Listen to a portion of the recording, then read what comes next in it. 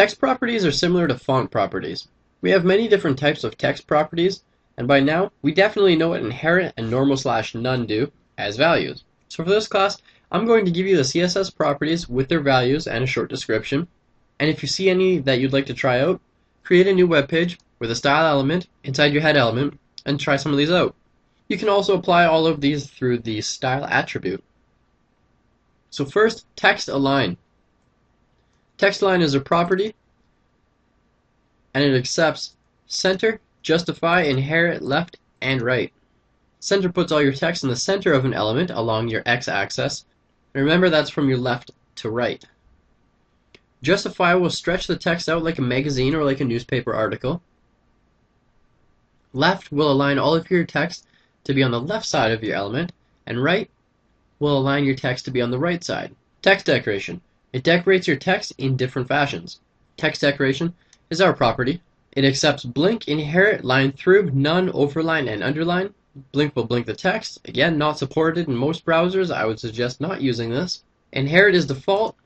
Line through puts a line through your text. None will get rid of the text decoration completely and resets it back to normal text. Overline adds an overline, and underline will add an underline. Next we have text indent. Text indent will indent your starting words from a new section of text according to its value.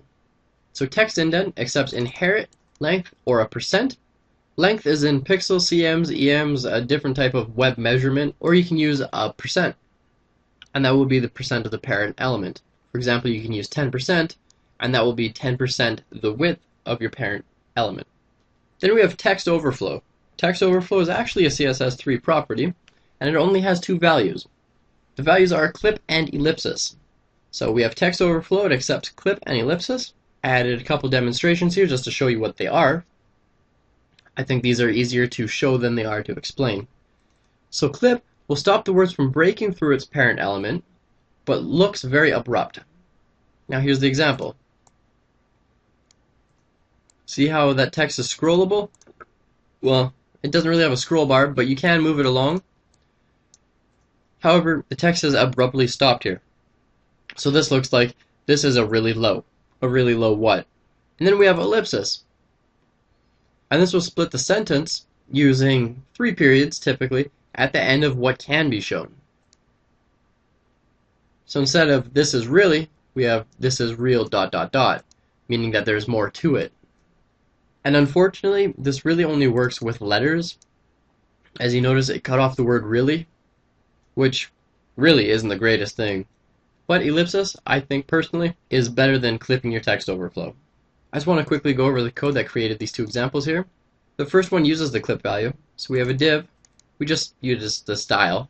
We added a border, a width. Overflow is equal to hidden. We'll cover overflow quite soon. White space, no wrap. So your white space is not wrapped.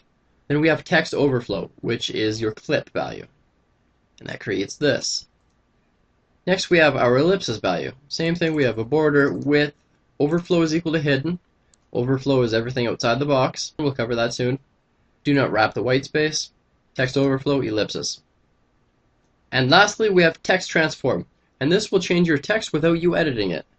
Text-transform is a property, and it accepts capitalize, inherit, lowercase, uppercase, and none. Capitalize will capitalize the first letter of each word to a capital letter, such as this example here.